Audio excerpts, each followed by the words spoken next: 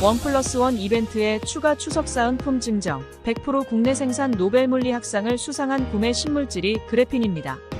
게르마늄 그래핀 경추백에는 99.9% 살균 향균 효과, 면역력 향상, 온열 효과, 음이온 원적 외선 등을 발산해 활기를 불어넣어줍니다. 그래핀 베개의 효능으로 편안한 수면의 질 향상과 우울증, 치매 예방 개선에 도움을 줍니다. 수면 후 어깨가 결리고 혈액순환이 안 되는 분, 거북목, 일자목으로 불편하신 분에게 추천드립니다. 문의 전화 010-4487-0949.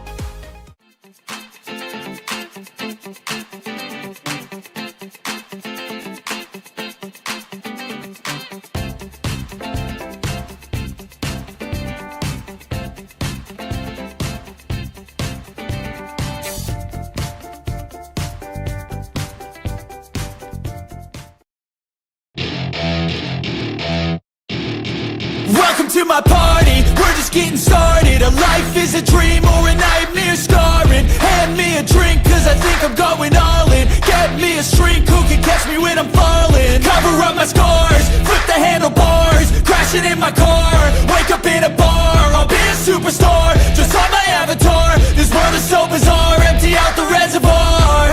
Yeah.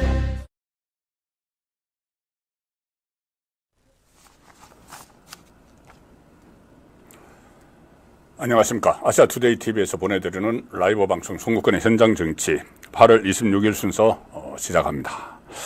자, 오늘 국회에서 상당히 뜨거운 논쟁이 하나 벌어지고 있습니다.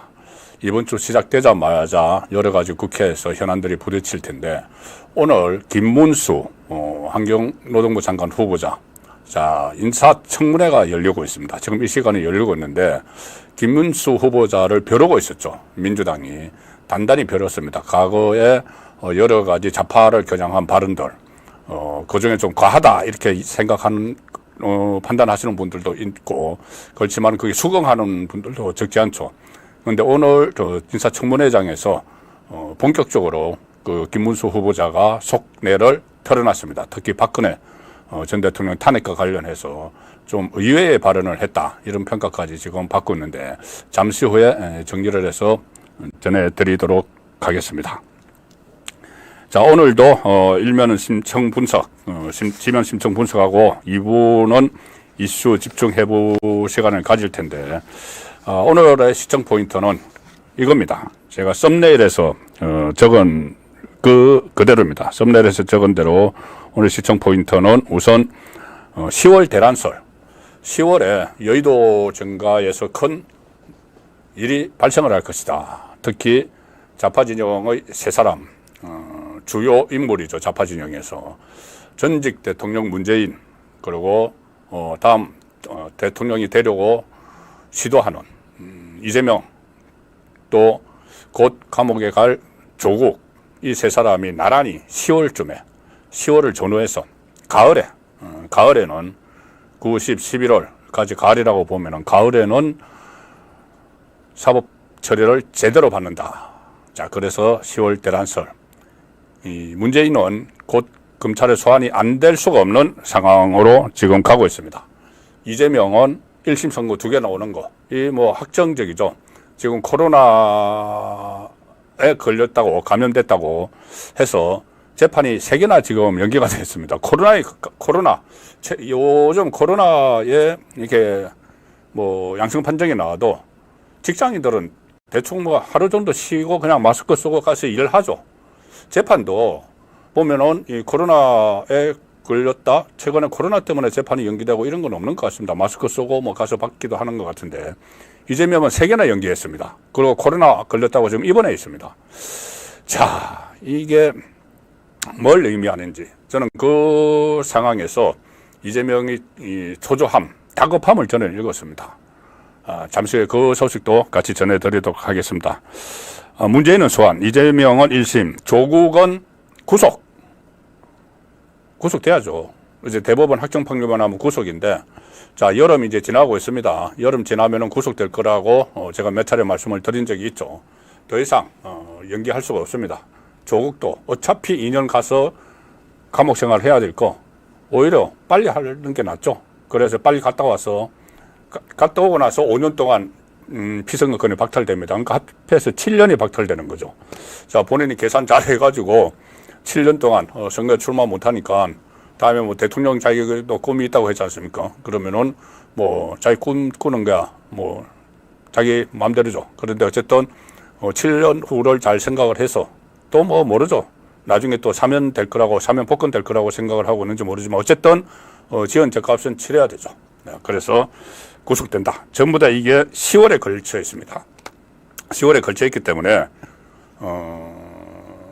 대란이 일어나겠죠. 대란이 일어나기 때문에 이 다른 사람들이 대체제, 이재명이 대체제, 뭐 문재인은 그 정치할 것도 아니지만은 문재인은 자기 세력들을 동원해서 이재명의 대체제를 지금 그 그룹을 만들고 있는 상황입니다. 자, 그리고 조국 밑에 이 11명 국회의원들이 있죠. 이 사람들은 조국의 사당입니다. 사당. 조국 혁신당이라는 것은 조국 이름이 들어갔기 때문에.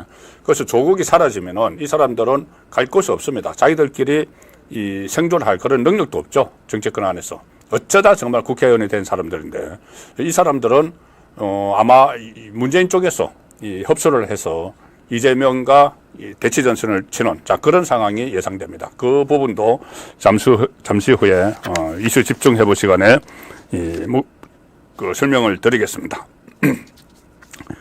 자, 그래서 제가 야권발 10월 대란설 집중 취재를 하고 분석을 한 결과를 지면 심층 분석 시간 후에 이슈 집중 해볼 시간에 전해드리겠습니다. 문재인, 이재명, 조국은 10월에 한꺼번에 훅 간다가 부제입니다.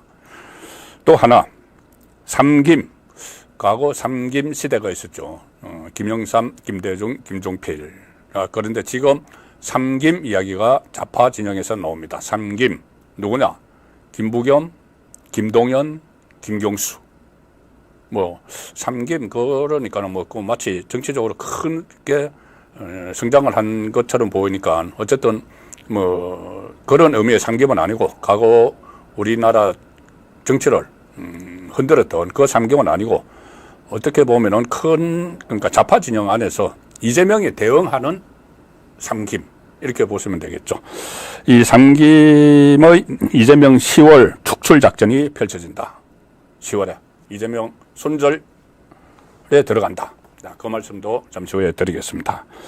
그리고 김부겸 오랜만에 오늘 방송에 출연해서 사실상 뭐 정치 재결을 했습니다. 이재명 잡으러 나온 건가? 김부겸. 자, 그 소식도 이슈 집중해 볼 시간에 전해드리도록 하고, 지금 한동훈, 이재명, 대표회담. 저는 사실상 무산되는 수순으로 간다고 봅니다. 지금 오늘도 방송에서 계속 뭐 될 가능성을 높이 이야기하는데, 제가 볼 때는 이재명이 도망갑니다. 이재명이. 왜 그런지 잠시 후에 살펴드리도록 하겠습니다. 그리고 시간이 되면은 이원석 검찰총장 이제 레임덕에 빠졌죠. 9월 15일 날 퇴임하니까는. 그래서 그 레임덕에 빠지니까 통제력이 좀 없어지죠. 그러니 일선 수사검사들이 본격적으로 좌파 진영에 대한 그 이원석이 막아놨던 이 수사를 하고 있다는 소식도 같이 전해드리도록 하겠습니다. 먼저 제가 조금 전에 말씀드렸던 그 소식부터 전해드리죠. 이 김문수 만만치 않습니다. 김문수 고용노동부 장관 후보자가 지금 국회에서 민주당 그리고 야당 의원들의 이 파상 공세에 주눅들지 않고 아주 세게 이야기를 하고 있습니다. 이 과거 발언 같은 것을 들어서 민주당 의원들이 사퇴하라. 그러니까 사퇴 의사가 없다. 나는 사퇴할 의사 없다. 이야기하고 박근혜 탄핵에 대해서는 재평가가 필요하다. 상당히 민주당으로서는 깜짝 놀랄 발언이죠. 박근혜가 뇌물죄면 나도 뇌물죄다. 이런 발언까지 했습니다. 그리고 박근혜는 뇌물을 알지도 못하고 받을 사람도 아니다는 말을 했습니다. 이제 민주당이 탄핵을 부정하는 것이냐 하고 이제 막 들고 일어날 겁니다. 자, 김문수 고용노동부 장관 후보자가 오늘 인사청문회에서 이 박근혜 전 대통령 탄핵과 관련해서 탄핵은 잘못됐기 때문에 역사적으로 재평가될 거다. 이렇게 이야기를 했습니다. 인사청문회죠. 과거에도 박근혜 전 대통령이 탄핵 결정을 인정할 수 없다 이렇게 이야기를 했는데 여기에 대해서 민주당 의원이 질의를 하니까 뭐 헌재가 결정을 했으니까 결정대로 인정 안 할 수가 없지만 나중에 역사적으로 재평가될 거다. 이렇게 인사청문회에서 발언을 했다는 게 중요합니다. 국회에서 다 기록되고 하는 인사청문회에서 이 발언을 다시 했습니다. 그래서 역사적 재평가라는 의미가 뭐냐 이렇게 물으니까 김문수 후보자 박근혜 전 대통령하고는 나는 나이도 같고 1951년생인가요? 그럴 겁니다. 나이도 같고 같이 쭉 살았기 때문에 그분이 뇌물죄로 구속된다고 하면 나도 뇌물죄다. 그분은 정말 뇌물도 알지도 못하고 받을 사람도 아니다. 이렇게 이야기를 했습니다. 실제로 박근혜 전 대통령이 제3자 뇌물죄에는 걸려있죠. 이 정유라 씨 말, 이 삼성에서 말을 사준 거, 그저 제3자 뇌물죄는 걸려있지만 실제 박근혜 전 대통령이 받은 돈은 없죠. 헌법재판소 결정문에 담긴 탄핵 주된 사유가 국정농단과 직권남용, 정경유착이다. 이렇게 이제 민주당 의원이 반박을 하니까 김문수 이렇게 이야기합니다. 그 점에 대해서는 동의할 수 없다. 헌법재판소 결정이 문제가 있었음에도 재판소의 결정이기 때문에 인정하지만 문구 하나하나에 동의한다고 말씀드릴 수는 없다. 자, 헌재 결정을 반박을 합니다. 인정을 안 할 수는 없지만 국가기관이기 때문에. 그런데 헌재가 잘못 판단했다는 거죠. 그걸 뒤집을 수는 없지만. 탄핵 반대 집회 과정에서 그런 이야기를 했었죠. 김문수. 뻘건 윤석열이 죄 없는 박근혜 대통령을 집어넣었다. 과거에 그 한 발언. 거기에 대해서는 집회를 하다 보면 감정적이고 격한 이야기가 나올 수도 있다.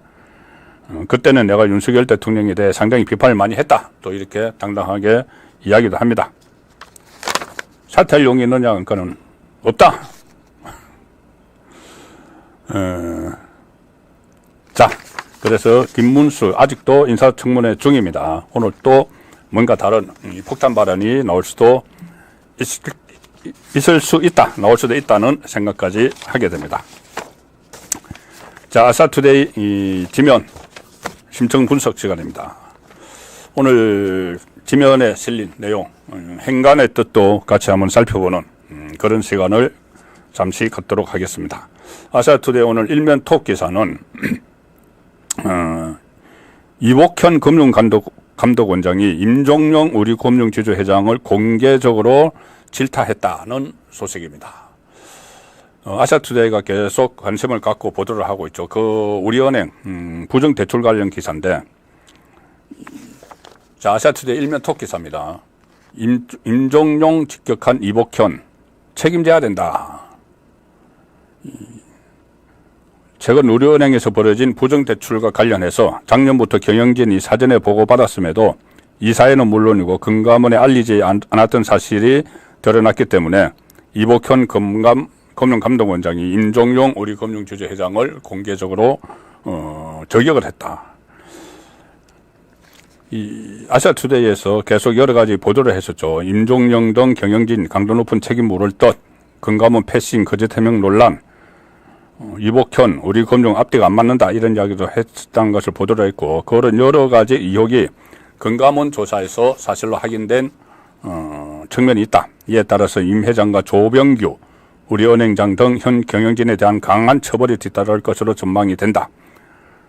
금감원은 어제 이렇게 이야기했습니다. 작년 은행 관련 부서가 부정대출 사실을 현 은행 경영진에 보고를 했으며 지주 경영진은 올 3월에 인지한 것으로 파악이 된다. 이렇게 감독당국은 물론 이사회에 보고 공시하지 않은 점 등을 확인했다. 이렇게 밝혔습니다. 특히 이복현 원장은 법상 보고해야 하는 내용이 제때 보고가 안 된 건 명확하기 때문에 누군가는 책임을 져야 한다. 이렇게 강조를 했습니다. 우리은행 부정대출 의혹 사건이 점차 확산되는 조짐을 보이고 있습니다. 국민의힘 전당대회 때 전당대회 끝나면은 한동훈 대표가 윤석열 대통령과 차별화를 시도할 것이다. 그래서 여러 가지, 그리고 또 전당대회 후유증도 있기 때문에 상당히 여건이 내분이 일어날 것이라는 그 말들을 많이 했죠. 전망도 많이 했죠. 저도 그런 걸 우려를 했지만 지금 아직까지는 그게 기후로 드러나고 있습니다. 전당대회 직후에 한동훈 대표가 두 번이나 윤석열 대통령과 만났죠. 당선자, 낙선자들과 같이 만찬을 했고 정진석 비서실장과 또 3자가 윤석열 대통령과 만나기도 해서 윤석열 대통령이 힘을 잔뜩 실어줬죠. 앞으로 그 한동훈 대표를 외롭게 하지 마라. 술 마시러 갈 때도 데려가고 술 못 마시지만은 상가집 갈 때도 같이 가고 도와주라는 이야기를 많이 했습니다. 그 이후에 사실 한동훈 대표도 윤석열 대통령과 일종의 코드 맞추기를 하는 모습이 보이고 있습니다. 자, 그러니 좌파 진영에서는 계속 이 한동훈 대표가 윤석열 대통령과 막 대립각을 일으켜야지 이 내분이 일어나서 자기들은 좋은데 계속 이 코드를 맞추니까는 걔네 막 공격을 하는 거죠. 한동훈 대표를 공격을 합니다. 무슨 최근에 바지 사장 이런 이야기까지 합니다. 그리고 어떤 실권도 없다. 어떤 권한도 없다. 그렇게 하면서 이재명은 대표회담 하자고 제안을 했었죠. 자, 그 부분 잠시 후에 말씀드리고 그래서 이 코드 맞추기가 계속되고 있습니다. 9일 되면 정기국회 시작되는데 정기국회 앞두고 그 8월 말에 8월 30일에 다시 용산으로 들어갑니다. 한동훈과 여당 지도부들 윤석열 대통령과 만찬합니다. 아시아투데이 인터넷판 기사입니다. 윤석열 정기국회 앞두고 오는 30일 여 지도부 만찬. 그래서 윤석열 대통령과 국민의힘 지도부가 대통령실에서 만찬 회동한다. 전당대회 이튿날이죠. 지난 24일 윤석열 대통령이 한동훈 대표와 최고위원들, 대표 경선 출마자들, 추경호 원내대표 등을 대통령실로 초청해 만찬을 함께한 지 한 달 만에 또 만찬을 합니다. 30일 오후 6시네요. 대통령과의 만찬에 한동훈 대표 그리고 최고위원들 장동혁, 김재원, 인요한, 김민전, 김종혁, 진종호 그리고 추경호 원내대표, 김상훈 정책위의장 등이 참석합니다. 그래서 정기국회 대응책을 논의를 하게 되고 9월 정기국회 대회에 개최되는 국민의힘 연찬회가 끝난 직후 열리는 대통령 여당 지도부 만찬에서 여야 대표회담 어제도 논의될지 관심이다. 자, 여야 대표회담 이재명과 한동훈의 회담이죠. 여기에 대해서 지금 이재명 쪽에서는 괜히 회담이 하기 싫으니까 한동훈에게 실권도 없다, 권한도 없다, 바지 사장이다, 막 이렇게 하면서 조롱을 하고 있죠. 제가 왜 그런지 저는 그 이재명이 여야 대표 회담을 놓고 이 자가당착에 빠져버렸습니다. 딜레마에 빠져버렸습니다. 그 이유를 잠시 후에 설명을 드리죠. 근데 그렇게 하는데 심지어 또 이 여권 안에서 우파 안에서 일부 사람들이 왜 한동훈이 이 대표회담 어제를 용산과 조율 안 하느냐, 이것도 둘이 털어진 것 아니냐, 이런 식으로 이야기하는 사람들이 있습니다. 대표회담 어제를 왜 용산과 조율을 하죠? 정말 용산과 협력이 필요한 부분은 조율을 해야 되죠. 어떤 국가 정책이 필요한 이런 거, 행정부 정책이 필요한 거, 그건 조율을 해야 되지만 지금 일단 여러 개를 가지고 야당하고 협상을 하고 그리고 야당이 제안한 것이나 이런 것 중에서 용산의 오케이가 필요한 게 있으면 그때 하는 거죠.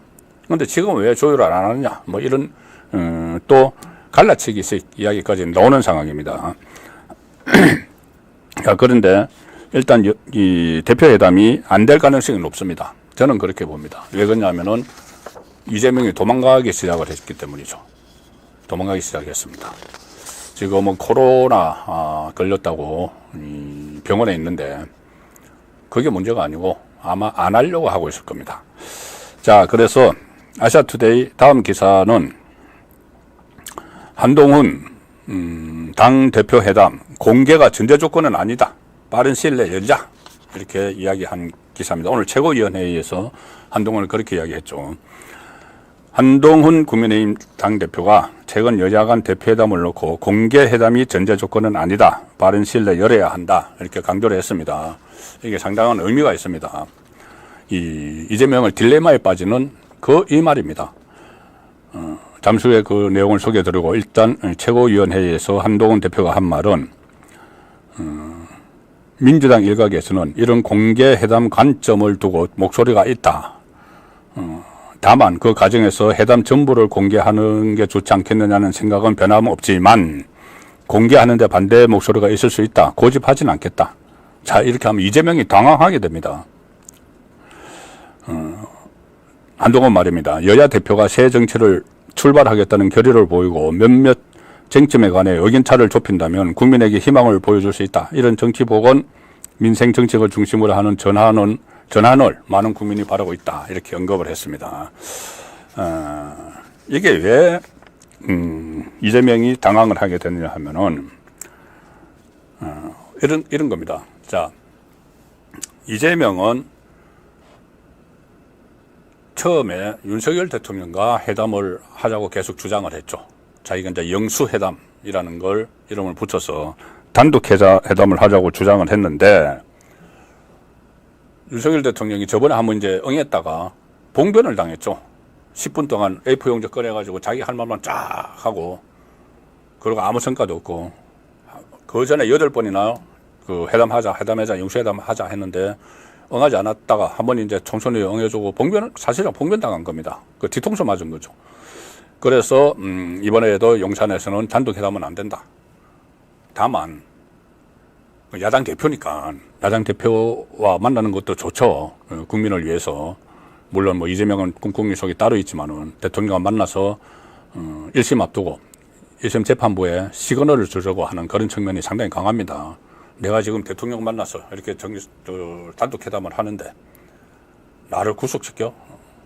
뭐 이런 시그널을 줄 수가 있는 거죠. 그걸 노리는 측면이 있습니다. 일반 국민 입장에서도 저 분명히 1심에서 재판을 받고 구속될지도 모르는 사람인데 대통령을 만나고 있다? 그러면은 저거 뭐 죄가 없는 것 아니야? 뭐 이런 식으로도 인식을 줄 수가 있죠. 그걸 노려서 이재명은 윤석열 대통령의 단독 회담을 계속 요구를 하는데 용산에서는 그건 안 되고 정하겠다면은 뭐 정책을 논하겠다면은 대통령이 주재를 하고 여야 대표가 참석을 하는 3자 회동은 할 수 있다. 그거는 가능한 이야기죠. 이렇게 하니까는 그건 또 이재명이 그 별로 모양이 안 좋죠. 자기하고 1대1로 만나야 되는데 윤 대통령하고. 그래서 그때 일종의 꼼수를 써서 제안을 한 게 1대1 회담을 2번 하는 거였죠. 1대1 회담을. 이재명 본인과 윤석열 대통령, 이재명 본인과 한동훈 대표. 자, 이렇게 되면은 한동훈 대표를 진짜 만나서 뭐 이야기하고 싶은 게 아니고 한동훈은 징검다리입니다. 징검다리 삼아서 윤석열 대통령과 단독 회담을 하려고 했던 거죠. 자, 그런데 제안을 하고 나서 윤석열 대통령, 그러니까 용산에서는 아예 외면을 하고 있습니다. 회담 안 한다는 거죠. 뭐 그런 그 징검다리를 거쳐서 와도 1대1 회담을 할 수가 없다는 거죠. 그렇게 되니까 이재명으로서는 좀 난감해졌습니다. 윤석열 대통령하고 회담하려고 한동훈을 끌어들였는데 한동훈만 하고 그러면 윤석열 대통령 못 만나는 거야. 그럼 내가 이 회담을 왜 해? 그 전에도 한동훈을 애써 외면했죠. 총선 때도 그랬습니다. 총선 때도 한동훈은 이재명을 공격하고 이재명은 윤석열 대통령을 공격하고 한동훈과는 맞서지 않았죠. 왜 그러냐면은 한동훈에 대한 울렁증이 있습니다. 검사와 피고인, 뭐 그 정도가 아니고 한동훈은 이 2번이나 국회 본회의에서 이재명을 구속해야 되는 이유를 설명을 했던 적이 있습니다. 법무부 장관 때, 체포동의안 갔을 때. 그래서 한동훈에 대한 울렁증도 있고, 또 한동훈과 만나서 이득 볼 것도 없고 정치적으로 오히려 자기가 대통령과 맞서는 모습을 계속 보여왔는데 한 단계 내려가는 것 같기도 하고 그래서 꺼림칙하던 이재명인데 마침 한동훈이 대표회담을 생중계하자 이렇게 나왔죠. 그러니 한동훈은 뭐 생중계할 필요성이 있어서 생중계하자는 겁니다. 국민이 다 알아야 된다는 거죠. 지금 왜 이런 상황이 벌어졌는지 무슨 글피담은 특검, 탄핵하고 윤석열 대통령 거부권하고 이거를 국민들이 알 수 있도록 이 상황이 지금 이재명의 사법이기 때문에 전국이 엉망인데 이 상황을 국민이 좀 알아야 되니까 TV로 생중계하자. 그리고 또 이 정책 같은 것도 국민이 좀 알 수 있도록 그 측면이 있고, 또 하나는 생중계를 안 하면은 이재명이 언론 플레이를 할 가능성이 상당히 있죠. 비공개를 한 회담 내용을 놓고 왜곡해서 딱 내놓을 수가 있습니다. 그게 이재명 특기죠. 자, 그래서 아예 투명하게 하자는 걸로 제안을 하니까 이재명으로서는 좀 전에 말씀드린 그런 이유로 한동훈과 지금 회담하기 싫죠. 한동훈을 징검다리로 대통령에게 건너가야 되는데 징검다리 딱 건너도 대통령이 없는 거죠. 그럼 징검다리만 밟고 다시 돌아와야 되니까 회담하기 싫은 겁니다. 그러던 차에 생중계 이야기를 한동훈이 하니까는 그걸 빌미해서 회담을 안 하려고 합니다. 회담을 안 하려고 했는데, 한동훈, 조금 전에 이 아시아투데이 기사 설명드린 대로, 그거 당대표 회담 공개가 전제 조건은 아니다. 하기 싫으면, 공개하기 싫으면 그냥 하자. 이렇게 이야기를 했습니다. 자, 그런데, 그러면 이제, 이재명은 딜레마에 빠지는 거죠. 이러지도 못하고 저러지도 못하고. 그래서 때문은 아니겠지만 코로나에 감염이 됐겠죠. 그런데 어쨌든 코로나에 감염이 됐다고 해서 지금 병원에 있습니다. 원래 어제 한동훈, 이재명이 대표회담 하기로 한 날이죠. 그런데 지난번 목요일인가요? 목요일에 갑자기 코로나에 감염됐다. 병원에 입원. 오늘 5째 병원에 있습니다. 자, 그런데 이 병원에 있는 그 사이에 또 재판이 3개가 연기가 됐습니다. 3개가 코로나 걸렸다고 재판 3개 줄줄이 연기했습니다. 연기 신청을 하는 이재명도 그렇고 이걸 받아주는 재판부도 그렇고. 자, 일단 아시아투데이 인터넷판 기사 먼저 소개해드리겠습니다. 이재명 코로나 입원에 대장동 재판도 연기. 대장동 오늘, 대장동 재판은 내일이죠. 내일이 대장동 재판인데 그것도 연기를 했고, 자, 전부 3개가 연기가 됩니다. 이재명이 지난 22일 코로나 확진 판정을 받고 입원 치료를 받으면서 주요 재판 일정이 줄줄이 연기됐다. 원래 화요일에 대장동 재판이 열리죠. 그런데 대장동, 성남FC 백현동 다 묶여 있습니다. 위례 신도시까지. 그 재판을 내일 하기로 했는데 그게 연기가 됐다. 왜? 코로나 걸렸어. 내일도 못 나가. 이게 하나 연기가 됐죠. 그 다음에 이게 형사 33부 김동연 부장판사입니다. 계속 제가 말씀을 드리고 있는 이재명 재판 끌어주는 그 김동연 부장판사가 또 이거 연기를 해줬습니다. 또 김동연 부장판사가 맡고 있는 게 유정교사 사건도 있죠. 이것도 김동연인데 이것도 재판 하나를 연기를 했습니다. 이건 오늘 유정교사 2억 재판이 오늘 열려서 이재명의 진술을 듣고 이걸 9월 30일 구형을 때리려고 했죠. 그런데 오늘 열릴 예정인 이것도 9월 9일로 미뤄졌습니다. 자, 김동연이 재판 2개 연기해 준 겁니다. 코로나 걸렸다고. 물론 이거는 다음 달 30일, 9월 30일로 예정된 결심 공판 일정은 아직은 변경하지 않았다. 그래서 이제 구형은 친다는 건데 또 연기할지도 모릅니다. 김동연이 2개나 연기를 해줬죠. 그리고 또 하나가 연기가 됐는데 선거법 위반 한성진 부장판사가 하는 거 형사 34부 이것도 원래 23일 열릴 예정이었는데 그러니까 이재명의 최후 진술입니다. 23일 열리고 그 다음 날 9월 6일 날 구형을 때리려고 했는데 최후 진술을 2주 미뤄서 9월 6일로 하고 9월 20일에 구형을 때린다. 그렇게 해서 1심 재판도 1심 선고도 그러면 한 2주가량 늦춰지는 거죠. 그래 어쨌거나 저쨌거나 이재명의 1심이 10월 안에 나오는 건 맞습니다. 10월 하순에 두 개가 거의 동시에 나오는 상황이 됐는데 그런데 문제는 이재명이 이렇게 코로나 걸렸다고 해서 재판을 3개나 연기를 하고 요즘 직장인들 코로나 걸리면 하루 정도 쉬었다가 마스크 쓰고 다 출근해서 일하죠. 그런데 이렇게 여전히 이재명 봐주기가 있지만 그렇다고 이재명이 피해갈 수는 없는 겁니다. 또 하나 대북 송금 재판 일단 그대로 진행이 됩니다. 수원지법 형사합의 11부, 여기는 김동현, 한성진 이 서울중앙지법의 33부, 34부 부장판사와 다른 판사가 있죠. 법대로 하는 신진호 부장판사가 형사합의 11부에서 뇌물, 이재명 뇌물로 기소된 그러니까 북한에 돈 갖다 준 거죠. 대북송금. 우리가 보통 대북송금 하지만 이거 사실은 북한 노동당에 뇌물 준 겁니다. 김성태를 통해서 북한 노동당에 뇌물 줬기 때문에 제3자 뇌물죄로 지금 재판을 받는 거죠. 이재명이.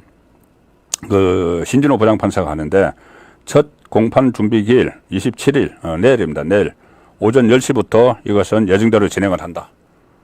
이것도 아마 본인은 이것은 할 필요가 없네요. 내가 코로나 걸렸다고 할 필요가 없어요. 해도 소용없습니다. 뭐냐면은 공판 준비 기일이니까 피고인이 안 나와도 되는 겁니다. 공판 준비를 하기 위해서 앞으로 재판 일정 같은 것을 변호사하고 이렇게 검사하고 판사 앞에서 이렇게 논의를 하는 그런 자리니까는 이재명 안 나가도 됩니다. 출석할 의무가 없으니까 이거는 굳이 연기 신청도 안 한 겁니다.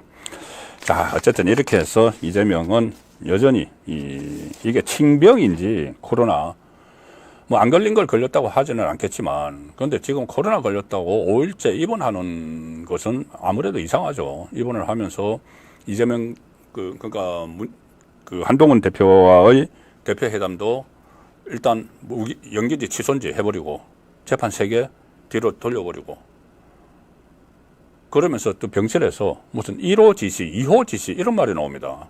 1호 지시가 무슨 뭐 갑자기 뜬금없이 윤석열 정부에서 독도 지우개를 한다. 그거 조사단을 만들어라. 병상에서 그거 지시를 했다는 겁니다. 독도 지우개라는 게 어떤 지하철역 같은 데 있는 거 독도 조형물을 새로 단장하기 위해서 잠깐 철거를 했는데 그걸 가지고 윤석열 정부에서 독도 지우개를 한다. 병상에 앉아서 그거 공개한 거죠. 그래서 진상조사단 만들어라. 이렇게 했고, 오늘은 또 2호 지시가 나왔다는데 의료 대란 사태를 조사하라. 병상에서 지금 그랬다는 겁니다. 의료 대란 이게 언제적부터 시작된 이슈인데 갑자기 코로나 병상에서 조사하라. 뭔가 좀 이상하다는 느낌까지 듭니다. 이재명이 1심 재판이 2개가 다가오고 또 법인카드 유용 의혹과 관련해서 검찰의 소환 통보도 지금 받고 있는 상태죠. 날짜는 정해지지 않았지만은. 그리고 정치적으로 실각 위기에 지금 몰려 있습니다. 갑자기 김경수, 이낙연, 김동연, 김부겸, 3김, 이낙연 빼고 이제 1, 2, 3김이네요. 이씨 한 사람, 김씨 세 사람이 갑자기 막 등장을 해서 이재명의 대체제 역할을 하겠다는 메시지를 막 보내고 있습니다. 그런 이재명이 지금 급당황해서 좀 갈피를 못 잡고 있는 것 아닌가, 그런 생각까지 들 정도입니다. 아시아투데이 지면 신청 분석은 마치고 일단 제가 아트TV에서 보내드리는 베개 광고, 이 베개입니다. 광고 멘트를 하나 드리고 본격적으로 이슈를 한번 파헤쳐 보겠습니다. 오늘의 시청 포인트. 아트TV 구독자 특별 1+1 이벤트가 있습니다. 그린핀 베개인데 살균, 향균 효과에 뛰어난 99.9% 그린핀 베개, 100% 국내 생산, 면역력에 도움 주고 원적 개선을 발산해서 우리 몸에 활기를 넣어주는 베개라고 합니다. 거북목이나 일자목으로 불편하신 분들은 또 그리고 어깨가 결르고 혈액순환이 안 되시는 분들께 추천을 드리는 제품이고요. 구독자분들, 아트TV 구독자분들을 위한 추석 특별 이벤트까지 있습니다. 010-4487-0949로 문의하시면 추가 사은품도 증정한다고 하니까 살펴보시기 바랍니다.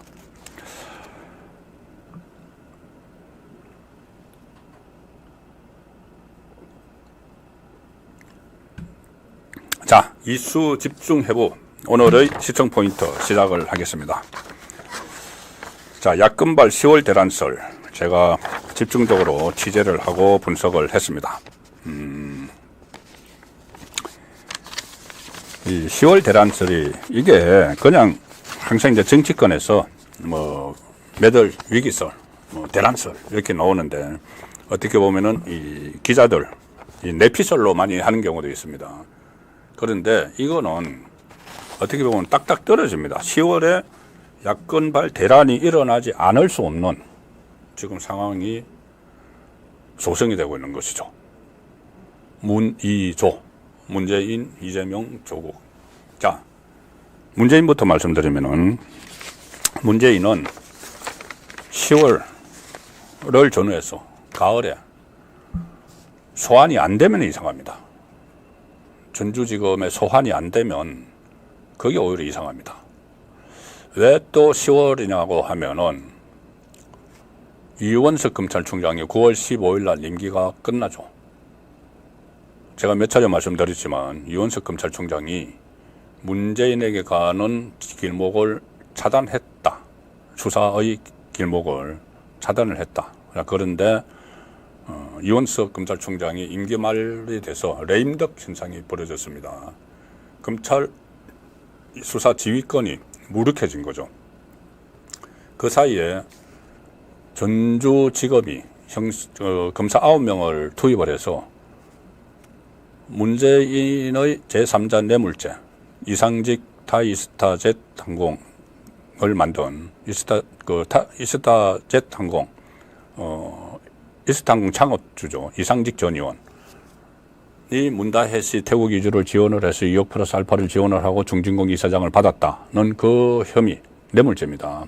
이것도 제3자 뇌물죄죠. 2억 원 플러스 알파.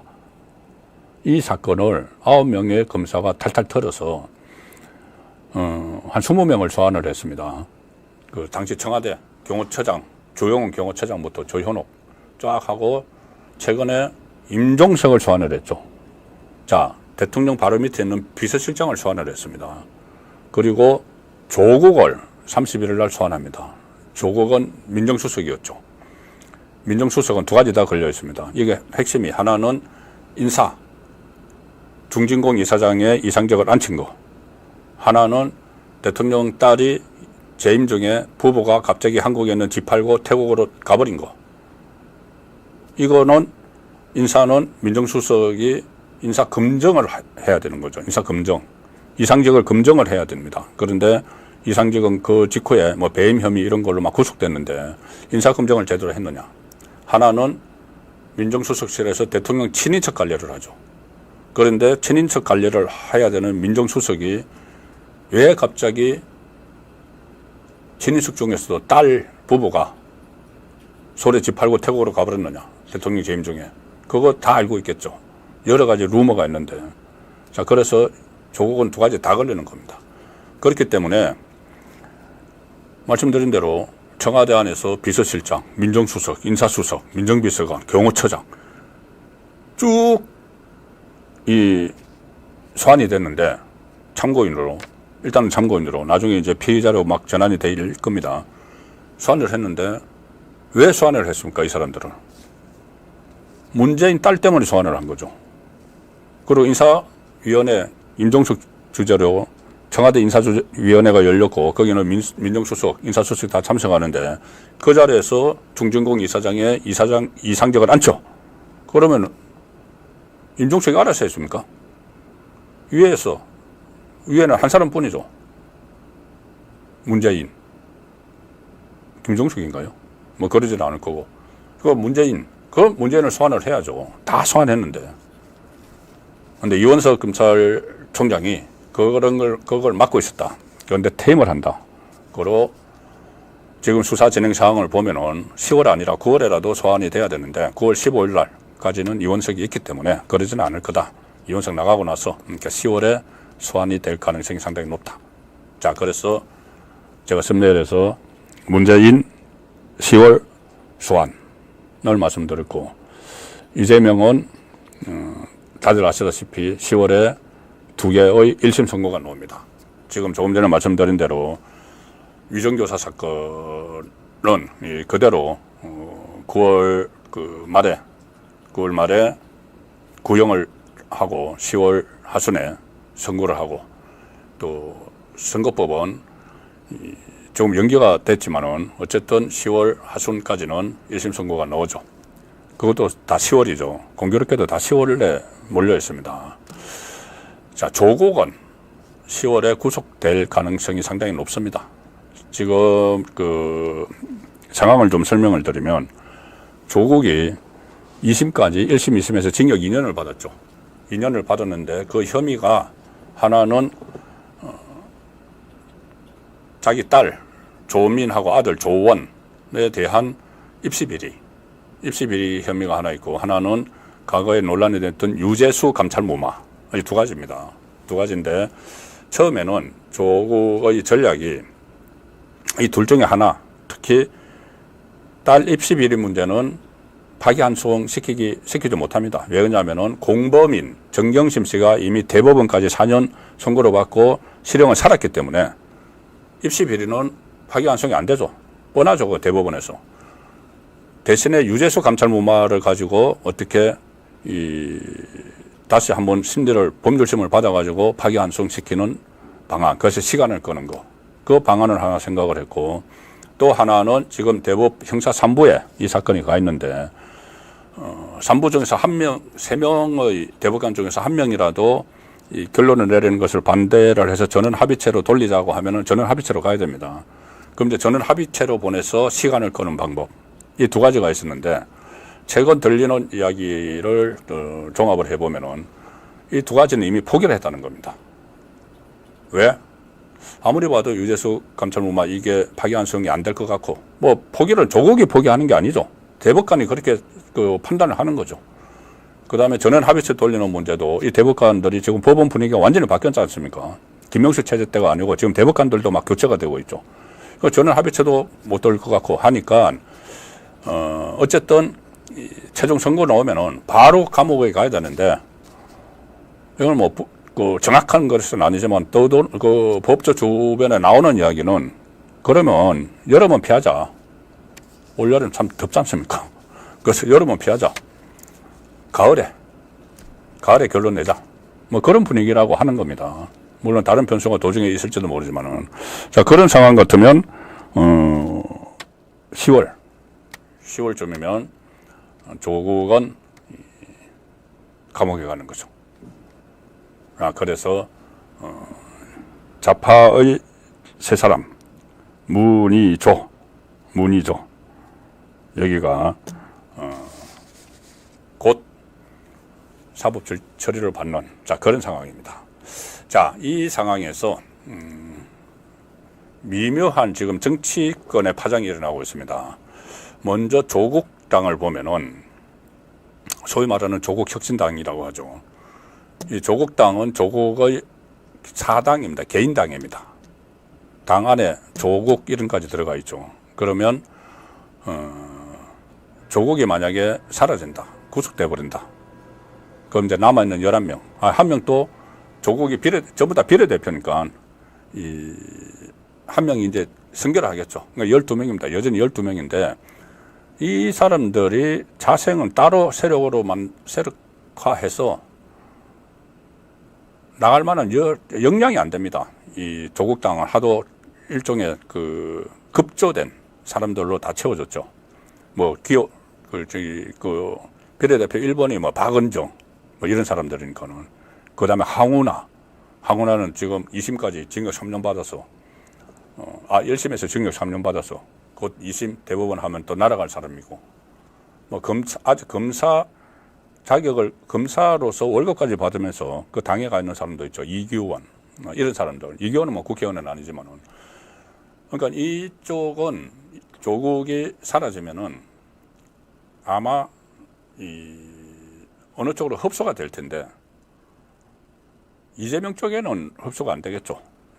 오히려 이 조국당은 문재인과 가깝습니다. 좀 전에 말씀드린 박은정이나 이런 사람들은 전부 다 문재인 검찰, 친문 검찰에 있었던 사람이고, 이규원도 마찬가지죠. 그 다음에 국회의원 기준으로 하면 이규원을 이제 빼고, 항우나 뭐 곧 그 사법 처리되지만은 문재인 정부 민주당에 있었던 사람들이고, 이재명보다는 문재인과 다 가까운 사람들이죠. 조국도 심지어 문재인 정부에서 법무부 장관, 민정수석까지 했고, 문재인이 마음의 빚을 갖고 있다 이렇게 했던 사람이고, 그래서 이 사람들이 그러니까 소규모 아니면은 대대적인 정계 개편이 일어날 수가 있다는 말씀입니다. 야권 안에서. 그러면 이 사람들이 어디와 합칠 수가 있느냐? 문재인과 합칠 수가 있죠. 문재인 세력. 자, 문재인은 이재명과 마찬가지로 사법위기에 몰려 있죠. 제가 말씀드린 대로 소환이 되고, 소환 다음에는 이제 어떻게 될지까지는 제가 예측을 할 수가 없지만은 검찰 이제 수사를 받겠죠. 뭐 그냥 기소가 될지, 정말 구속영장이 청구가 될지, 그건 기다려봐야 되지만, 문재인도 사법위기에 지금 노출되어 있죠. 완전히. 그러면 문재인 입장에서는 정치적 방어막이 필요해집니다. 정치적 방어막이 필요하죠. 그런데 지금 친문 의원이 민주당 안에 27명이 있습니다. 윤건영, 고민정 이런 사람들인데, 이 사람들이 최근에 2번이나 집단 기자회견을 했죠. 전주지검에서 문재인 수사를 너무 세게 한다. 2번이나 집단 기자회견을 했죠. 그 사람들을 이제 세력화하는 겁니다. 세력화해서 그리고 또 최근에 하나의 세력이 만들어졌죠. 그때 총선 때 비명 행사했던 박용진이나 이런 사람들이 초일해라는 모임을 만들었습니다. 15명이. 그러니까 비명 쪽이죠. 비이재명. 그러니까 이게 어떻게 보면 문재인과 가깝다고 할 수가 있습니다. 이 사람들은. 그러니까 친문이 그 안에 많이 포함되어 있죠. 비명 행사한 사람들 중에서. 윤영찬 이런 사람들. 그러면 그 원외에 있는 이 사람들과 원내에 있는 친문과 조국 잔당이 같이 딱 포진을 하기 시작을 했죠. 그럼 이 사람들은 뭘 노렸느냐? 바로 이재명이 10월에 1심 판결이 나오면은 다음 대선에 출마할 수 없는 피선거권 박탈형이 나오면은 그 세력에서 손절론을 적극적으로 제기를 하려고 지금 모이고 있는 겁니다. 10월 되면 분명히 대란이 일어난다. 자, 문재인도 사법적으로 처리가 시작이 되지만은 문재인은 그것을 방어하기 위해서 대란이 일어났을 때 이재명으로부터 당 주도권을 다시 가져가려고 합니다. 당 주도권을 가져가든지 도저히 안 되면은 이재명이 계속 방어를 하면은 따로 나와서 딴 살림을 차려서 뭐 조국 당하고 뭐 합치든지. 그래서 제가 대란이라는 표현을 사법적으로 세 사람의 대란뿐이 아니고 그 여파로 정치적 대란이 일어날 수가 있다는 거죠. 정계 개편입니다. 야권에서 일어나는. 자, 그래서 문재인은 본인의 사법을 있을 거를 이제 방어를 하려고 나섰는데, 사람들도 쏙쏙 등장을 하고 있습니다. 삼김.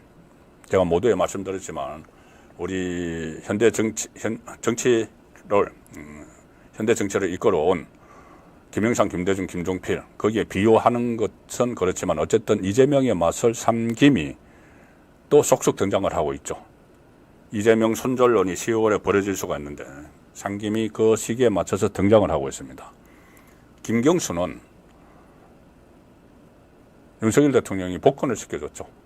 복권을 시켜줘서 어쨌든 정치적인 계산이 있었는지는 논외를 치고, 김경수는 친문의 적자다 이렇게 하는 김경수가 11월에 귀국을 합니다. 지금 외국에 나가 있는데, 그러니까는 10월에 대란이 일어나는 그 시점에 귀국을 하는 거죠. 자, 그럼 김경수 등장했죠. 김동연 경기도지사도 움직이기 시작합니다. 최근에 전해철, 삼철, 문재인의 삼철, 노무현 때부터 삼철 이렇게 했죠.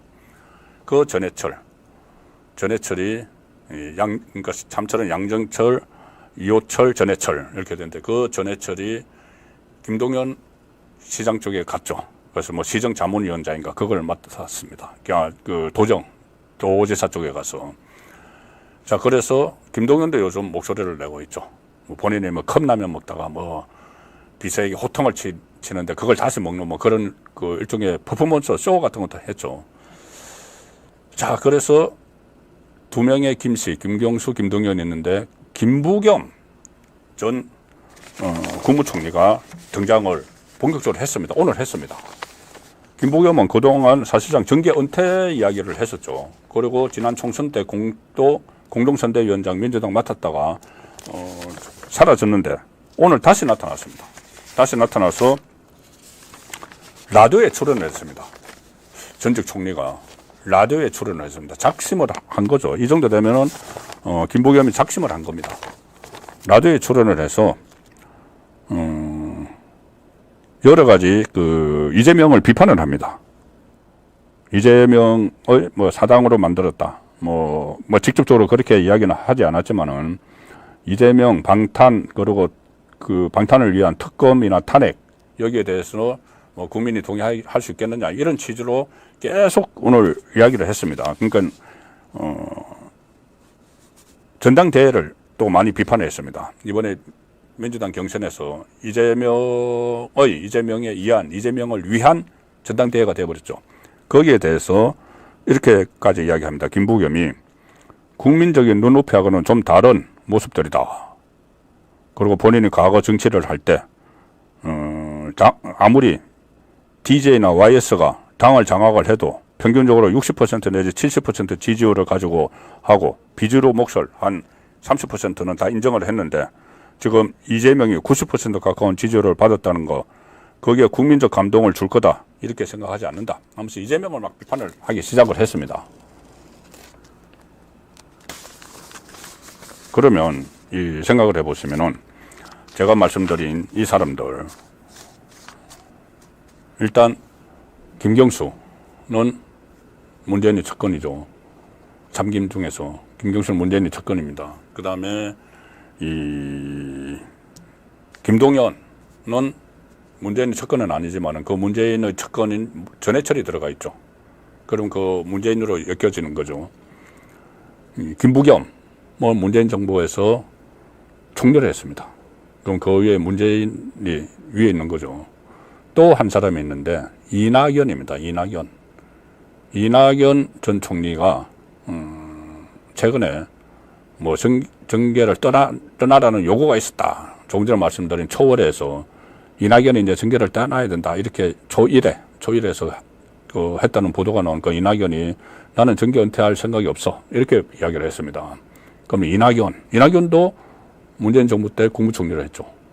그러니까 그러면 그 위에 문재인이 있는 겁니다. 문재인은 자기의 사법 리스크를 또 방어를 하기 위해서 이 상황을 그러니까 이재명이 위기에 빠진 이 상황을 여기에 대비를 하고 있는 거죠. 그래서 제가 볼 때는 지난번 전당대회 8.18 전당대회 민주당 그 아주 성대하게 열었지 않습니까? 뭐 올림픽 경기장에서 2만 몇천 명 모여가지고 민주당 전당대회 열었는데 그때 문재인이 이 영상 축사를 보냈는데 평창마을에서 영상 축사 내용이 그때 잠깐 논란이 됐었죠. 근데 그게 저는 상당히 뼈가 있는 그런 축사였다고 지금도 생각을 합니다. 문재인의 축사인데 모든 당원들이 모여있는 데서 뭐라고 했냐면은 확장을 가로막는 민주당이 확장을 가로막는 편협하고 배타적인 행태를 단호하게 배격하자 이렇게 이야기했습니다. 지금 확장을 가로막는 편협하고 배타적인 행태를 보이는 인물은 뻔하죠. 이재명이죠. 그래서 이 문재인을 축을 해서 이 사법위기에 몰려있는 문재인을 축을 해서 말씀드린 삼김 그리고 이낙연까지 이렇게 모이기 시작을 했다. 이것은 결국은 이재명이 1심에서 두 가지의 1심 선고가 나와서 그것이 피선거권이 박탈될 가능성이 대법원까지 가서 높아지면은 이재명이 일극체제를 만든 건 그렇게 하더라도 누가 감히 나보고 이 대표직에서 내려와라고 할 거야. 대법원까지 가야 된다. 그래서 대법원에서 확정 판결이 나기 전까지는 본인에게 이 손절론, 용도 폐기론을 제기하지 못하도록 일극체제를 완전하게 만들었죠. 자기 딴에는 일극체제를 만든 겁니다. 그래서 최고위원 5명도 자기가 통제할 수 있는 사람들로 다 채워놨습니다. 다 채워놔서 그리고 이재명이 노린 것은 그래 1심은 10월 달에 나오더라도 대법원 판결까지만 안 나오면 돼. 다음 대통령 선거 있을 때까지 대법원 판결 안 나오면은 자기가 이제 대통령이 되면은 셀프 사면을 할 수 있죠. 자기가 이제 살아남을 수가 있죠. 대통령이 되면은. 그런데 이게 대법원 판결이 의외로 빨리 나올 수가 있다. 왜 그러냐면은 지금 대법원의 법원의 분위기가 바뀌었고, 신속 재판을 모토로 내걸고 있죠. 그리고 선거법 같은 경우는 원래 633인데 1, 2, 3심. 지금 1심만 2년을 했기 때문에 2심, 3심은 빨리빨리 나올 수가 있다. 그럼 내년 봄에라도 대법원 판결이 나온다. 그러면 본인의 전략이 어긋나는 거죠. 이재명의 전략은 처음에 그랬습니다. 모든 이 재판의 1심은 총선 전에 나오면 안 된다. 모든 재판의 최종심은 대선 전에 나오면 안 된다. 이거였거든요. 총선 전에 1심 안 나오는 건 성공을 했죠. 그런데 이제 총선이 끝나고 1심이 나옵니다. 10월 달에.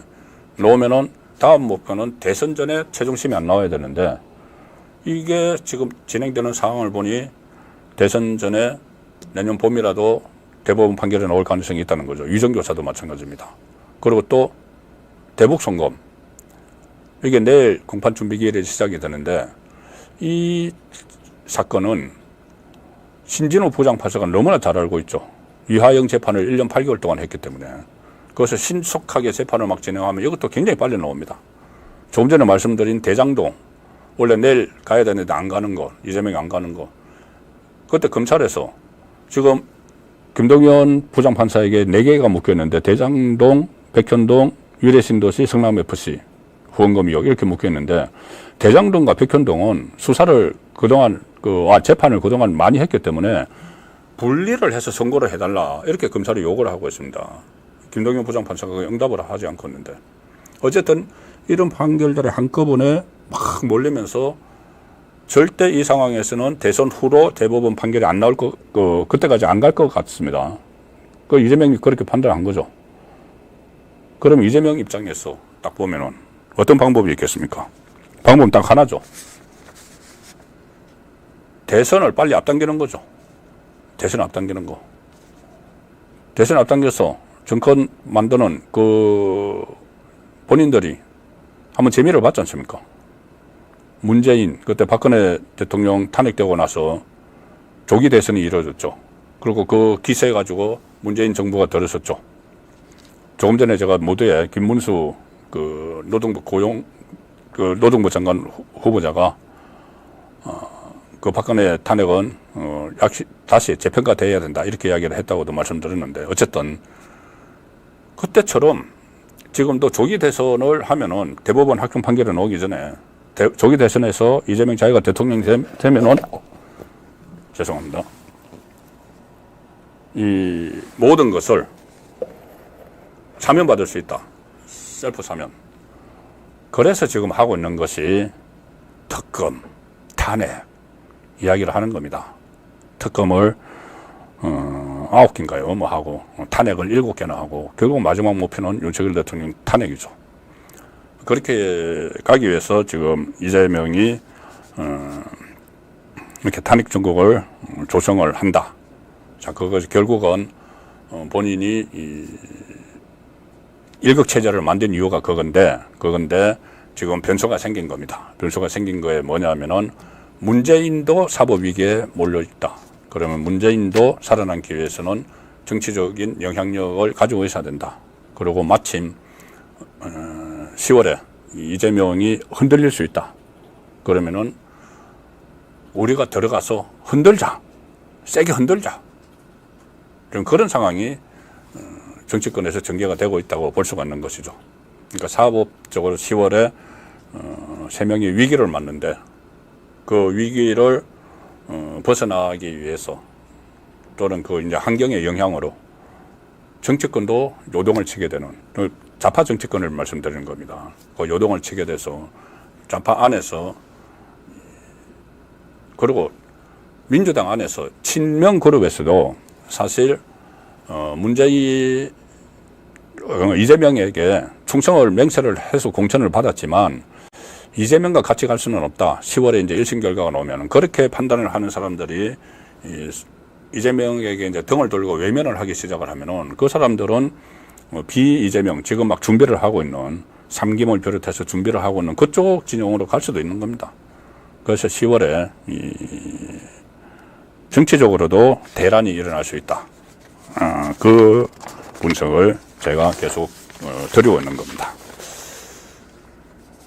항상 이렇게 제가 이 말씀을 들여다보면 시간이 좀 모자라서 오늘 예고해드린 것 중에서 이원석이 레임덕 빠지자 일어나는 일들 자세히 설명을 못 들었는데 내일 저녁 시간에 내일 6시에 다시 제가 진행을 합니다. 그때 자세히 말씀드리기도 하고 어쨌든 레임덕이 빠지자 일어나고 있는 일들은 이런 겁니다. 갑자기 임종석과 조국 소환하면서 수사가 빨라졌다. 전주지검. 수원지검은 이재명 후보에 대해서 소환 통보를 했다. 소환 통보했는데 지금 무시하고 있죠. 또 하나는 김명수 전 대법원장 그제 소환됐습니다. 권순일 재판 거래 의혹 수사도 시작이 됐습니다. 자, 그래서 레임덕의 이원석이 빠지니까 그동안 멈춰져 있던 좌파 진영에 대한 범죄 혐의가 있으니까 수사하는 거죠. 그 수사가 초기 단계로 막 시작이 되고 있습니다. 그러면 심우정 검찰총장 체제가 들었으면은 이 수사가 본궤도에 올랐겠죠. 본궤도에 올랐으면은 그동안 한 3년 정도 계속 이재명, 문재인 사법위기 했는데 가시적으로 드러난 것이 없었던 것이 사실입니다. 그 원인 중에 하나가 이원석 검찰총장이 이 주요 사건을 막아서고 있었다는 것이 거의 좀 정설처럼 되어 있고 그런 내용들이 언론에도 지금 보도가 되기 시작을 했습니다. 그래서 이원석 검찰총장이 15일 날 퇴임을 하게 되면은 새로운 수사 환경이 전개가 된다. 그러면 그것은 정치권에도 적지 않은 파장을 미친다. 자, 그렇게 정리를 할 수가 있겠습니다. 예, 오늘 1시간 동안 보내드렸습니다. songu권의 현장정치 라이브 방송.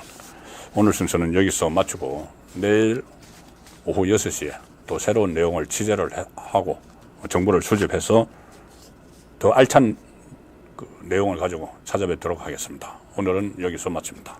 고맙습니다.